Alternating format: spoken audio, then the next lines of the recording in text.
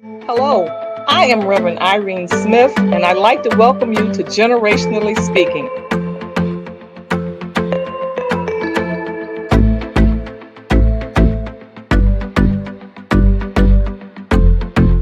Here at the table, we come and we discuss life issues, no matter what they might be. As we sit at the table with each generation, we all learn, we all grow, we all are inspired. Yeah, yeah. Yeah, yeah. Generationally Speaking.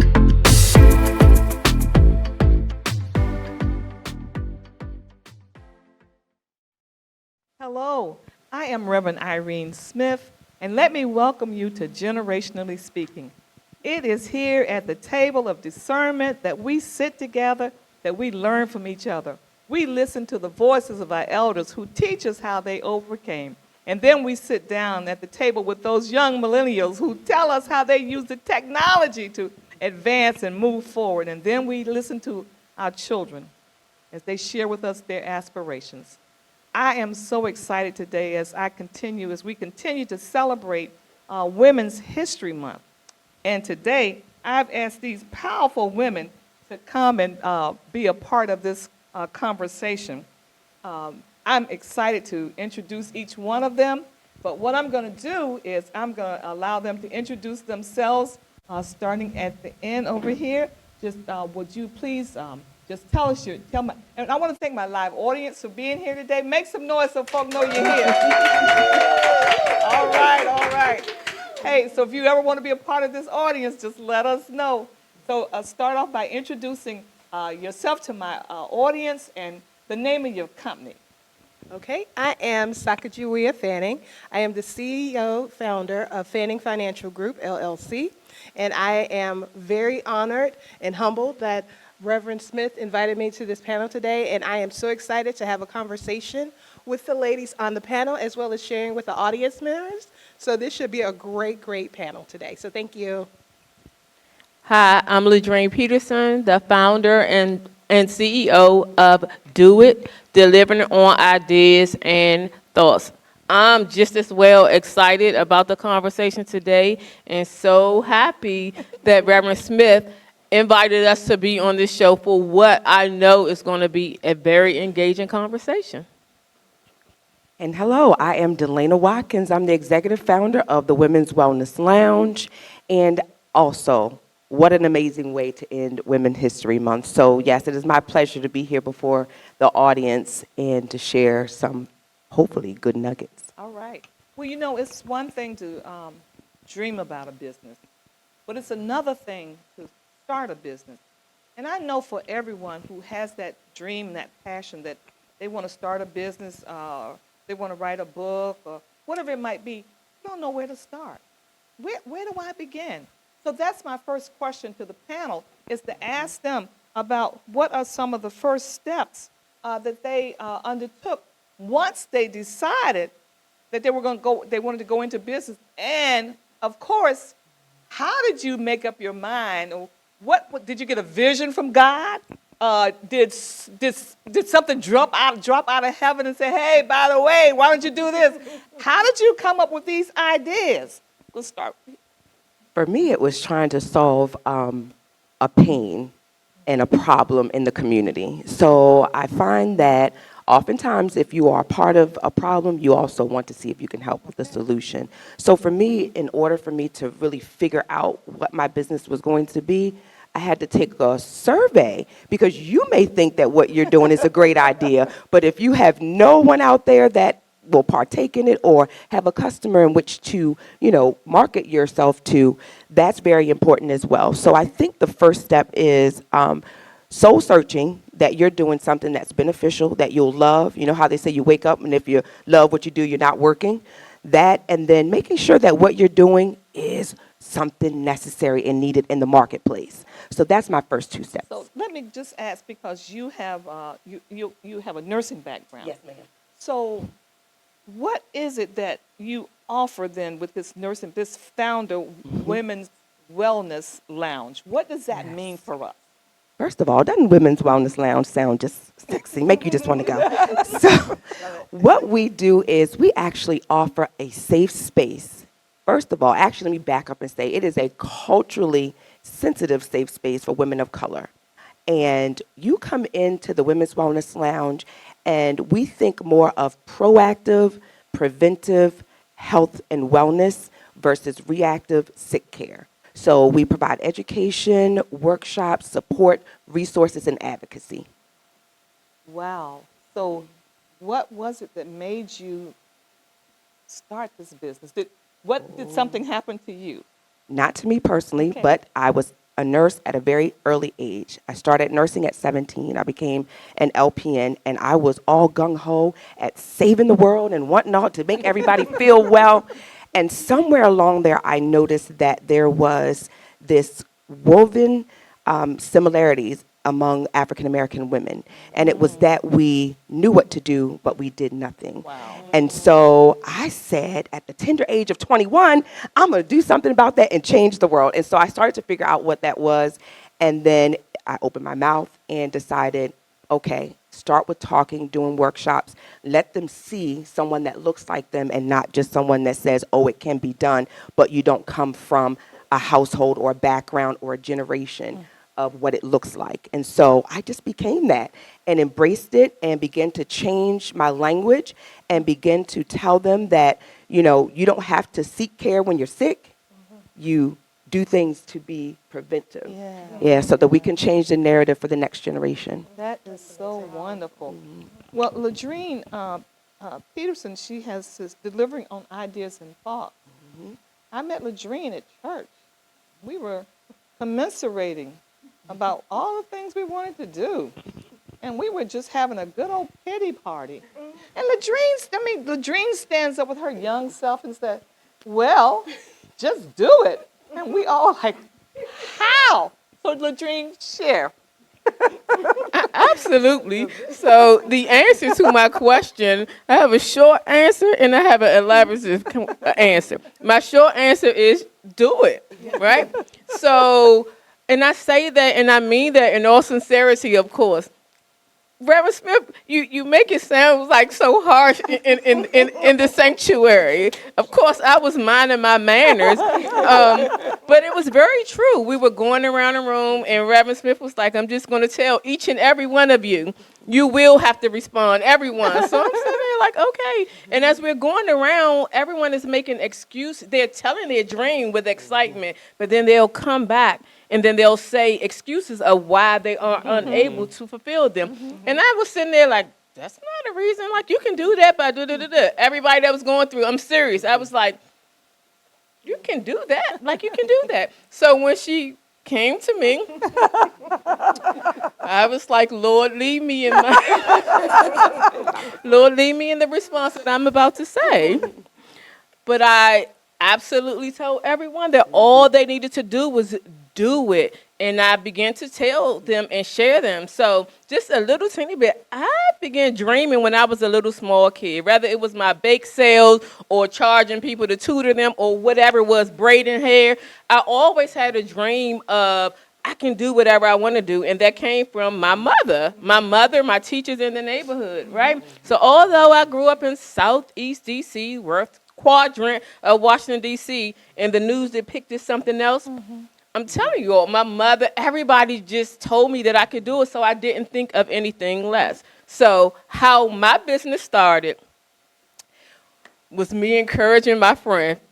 So we would meet every 2 weeks or every month or however frequently so that I can help her start her business. And I would write information from the front of the book from her. She would show up late for dinner, brunch, or whatever. So I started writing from the back of the book my ideas and my thoughts for a business. But my goal was to start my business in 2022. I started my business 7 years prior to that. The reason why, my friend showing up late, right? Me writing from the back of the book to meet to the point where she was, I had everything written out. And my friend, we had a date for her to have her lunch.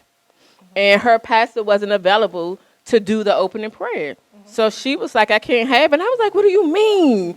We have a whole place. We have money put down. I use my favor with my friends. Like, we have to have it. And she was like, no.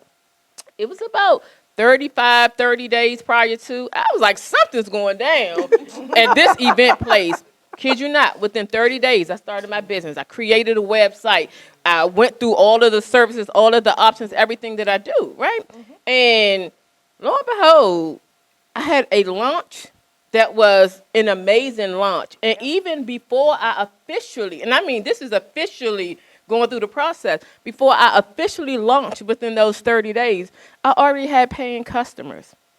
So my services that I offer, I'm a career coach, a business coach, and a life coach. So it was resume writing, all of those things. I worked in HR for 31 years. I started when I was 2, for those who are trying to guess my age. But in doing so, people would ask me for help for all HR issues, and then they will also ask me about resumes. So I was like, okay, so I used to do it for free, right? Then it got a price tag to it. And so I just really, truly, honestly, and sincerely believe that anything that anybody wants to do, they need to start focusing on the can part of it and stop making up excuses. Because if you make up an excuse, I got an answer for you. I'm going to charge you, but I got an answer for you. So, yes, that's how I started. Okay. And I want to get it right. Okay. Sacagawea. Sacagawea, but that's okay, ma'am. Sacagawea. Yes. Okay. Sacagawea. Yes, ma'am. Talk to us. So for me, it started, like Irene said, when I was young, that I used to help my grandpa. I grew up in a small town, Washington, Georgia. We had like 2-3 stoplights. So my grandpa, around then, not everyone had vehicles or transportation. So like for senior citizens, when they received their money on the 1st, we would go and help them go to the places to pay their bills, like electric bill and things of that nature, go grocery shopping, go into the bank. So I was his little assistant, doing all this. So I would help them go and count their money at the bank, pick up their groceries, take their groceries in the house and things like that. So for me, I was taught by my family of service to others. So that carried with me throughout my life.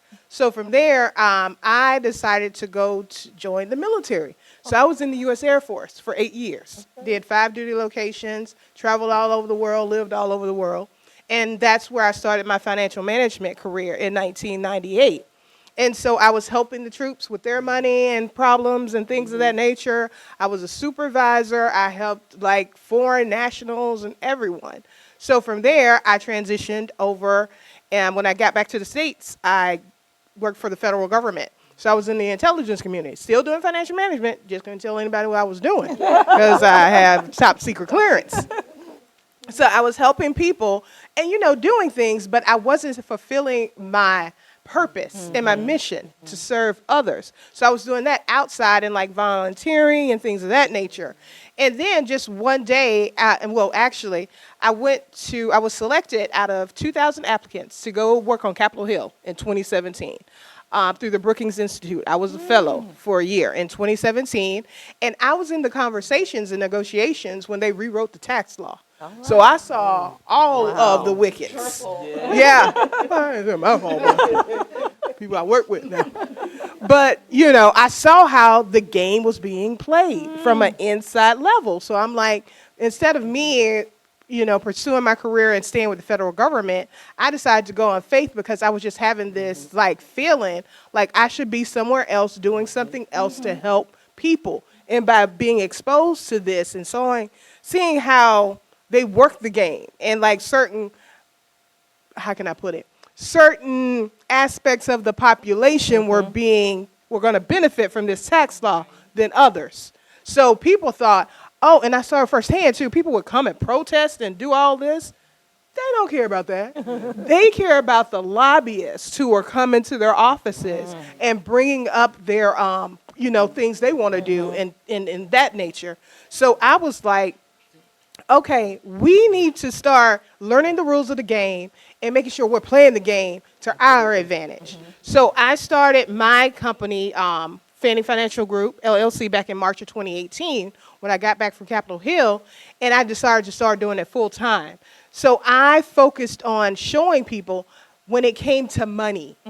We, as a black community, we have like deep rooted issues when it comes to money. And it's like, it's such taboo to talk about money at the dinner table. So we weren't taught about credit, savings, budget, retirement at the dinner table, because usually, in my case personally, your parents, because they made mistakes, were embarrassed and didn't want to talk to you because they didn't know what to do. So someone can't teach you what they don't know. So then we grow up with kind of a frustration or resentment, but you have to think about it. I can't lead you if I don't know myself. So trying to let that go and let people talk through, like there's emotional baggage when it comes to money. And I recognize that. My clients would literally break down in tears because I'm like, it's not about the dollars and cents. It's that emotion and that trauma that's tied to money, that why you didn't learn to save, or why you spending to make yourself feel good for a temporary moment, but it has long-lasting consequences from that temporary action. So for me, it's all about a mindset and change to the community, that we need to sit down, recognize what triggers us to go and spend like we do, and work on what that trigger is and minimize that trigger. Right. And then also learn the fundamentals. Like I had clients in their 20s, 30s, 40s, 50s, 60s, 70s who didn't understand what credit cards are. Because people thought, oh, well, credit card, I know what to do. Do you though? Credit cards, when I would ask them, what is a credit card? They were like, oh, something you can charge money to. I'm like, no. People don't understand like simple things like a credit card. It is to be used in lieu of money. Meaning, if you charge something to that card, it should be sitting in your bank account. So you can pay that bill within the 30-day cycle. It's not an additional means of cash available. And a lot of people are under that impression because they weren't taught that this is how it should be done, how you should be able to handle your credit, your savings, and budget, where you're able to go pay all your bills and then also tithe, put some money away, and still have some discretionary money left if you wanted to spend something on something, okay? Yeah, it's just amazing when I'm listening to you all and hearing that your business, your passion, actually comes from, from your environment, from what you were exposed to, that was something that was already embedded inside of you. When you talk about money, money was never talked about in my household. And like most college students, when you get out and you start working, my roommate is here, Marisa, we were roommates forever. And I remember we had our first job, and we would get paid, and we would stay up all night long taking pictures, jumping up and down on the bed. We good and grown. Yeah. But we never really talked about, finances. But I do have to say that Marisa, she taught me a lot without her knowing, and that was that she was always supportive of her parents, of her mom. And that taught me a lot about, looking at finances, how you spend money in a different way. And Ladrine, I want to start here with you is, I hear you when you say, I was writing this business for somebody else, and then because the way God set it up, it was your business. But the question is, how do you stay focused? Because there's so many winds that blow. You have to apply for a license. You have to apply for LLC. Nobody tells you how to do it. Right. Nobody really shares. But and then, folk have a lot of conversation about this and that. So how do you stay focused as a young business person? For me, the number one tip that I would give for that is time management. Manage your time. Manage your time. If a business is something that you really, really, really want to do, you can make it happen. And I went through the process once I made the decision of, okay, we got 30 days. How are we going to make it happen? And most people would think that that's like just crazy, right?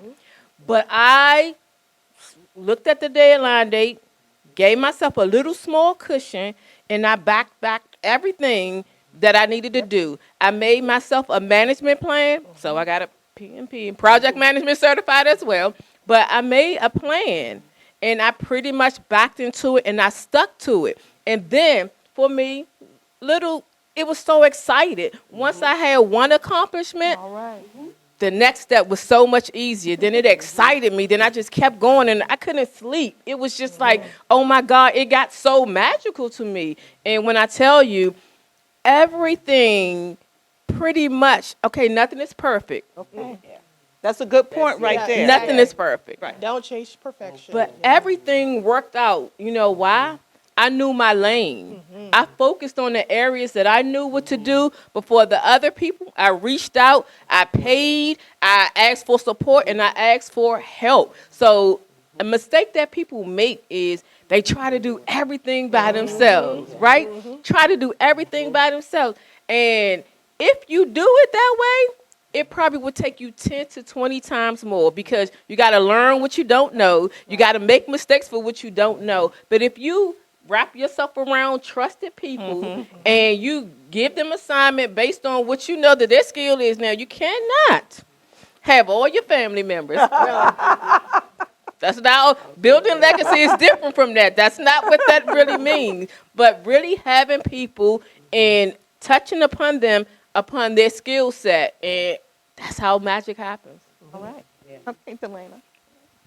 I was getting ready to say, ooh, she inside my head. But pretty much the same thing. The only thing I would add on to that is put your goals in front of you, which kind of you touched on that. For me, that's the driver for me is being able to kind of tick a box and say that I've done something. And like you said, that is the fuel for you to continue.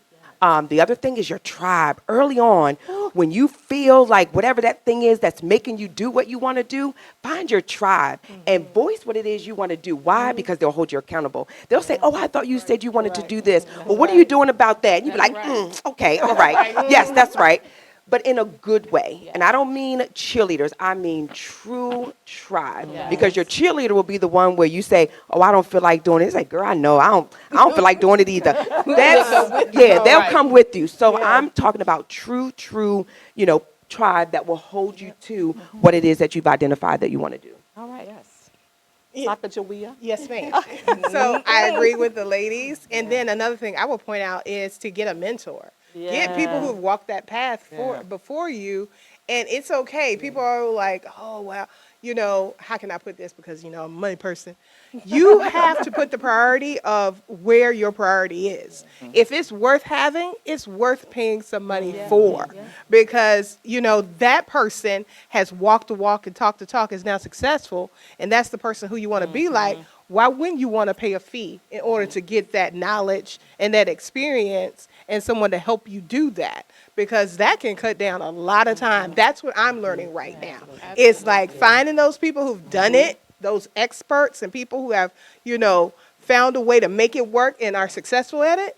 Why not? Why reinvent the wheel when it's already been invented? Yeah, that is so good. That is so good that you find a person who already has the skill set that you need. And listen, you have to be willing to pay people for their service. Correct. When they say you get what you pay for, that is exactly right. That is true. But when you find a person that has that skill set, and they don't have to be your age, they could be younger. Exactly. Thing is, tap into them. Now, I know you've shared your business and what you all are doing, and perhaps my audience is thinking, well, this is all they do all day long. They don't have anything else that they're doing. But that's not true. So, Ladrine, you work a full-time job. Listen. So wait a minute. So how are you going to work a full-time job and got this passion going too, this business? So understand, it was my previous answer really answers this question as well. Time management. Time management. So one, I make sure I separate and I dedicate my time for God. Two, When I hit that age of 50, that 8 hours of sleep is it's a necessity, right? But then all of my other things, I plan around. I don't play with my federal government job, my good federal government job. And I also mentor and I teach others this because a lot of my clients work in the federal government. I tell them, separate your time. My business, do it.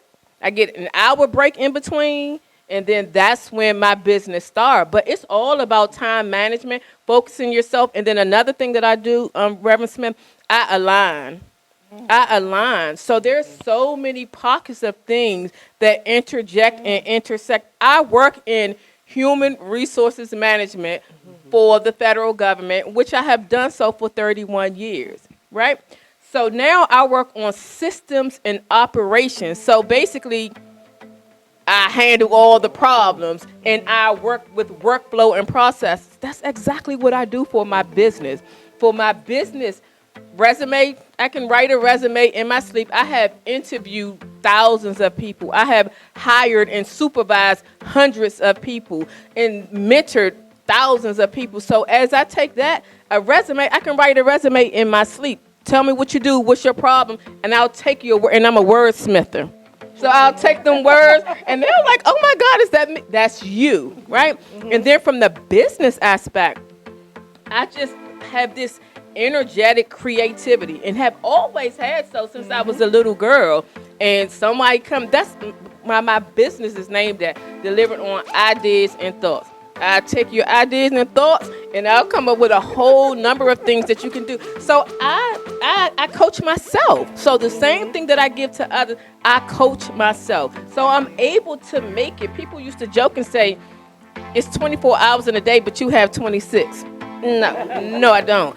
I just make sure that when I have something to do, I put it on the calendar, and I put myself on my calendar as well, because I have to make sure that I recuperate, refresh, and revive. Otherwise, I'm no good for anyone else. So between work, between my business in the afternoon, and my brand new little teeny weeny grandson, and my grandson activities on the weekend, because family is very important to me, you make it work. And I actually don't watch TV. I'm not saying anything to anybody who does, but I replace my time and make sure I count my time on the things that focus on my business, so everything aligns together. So it works magic for me.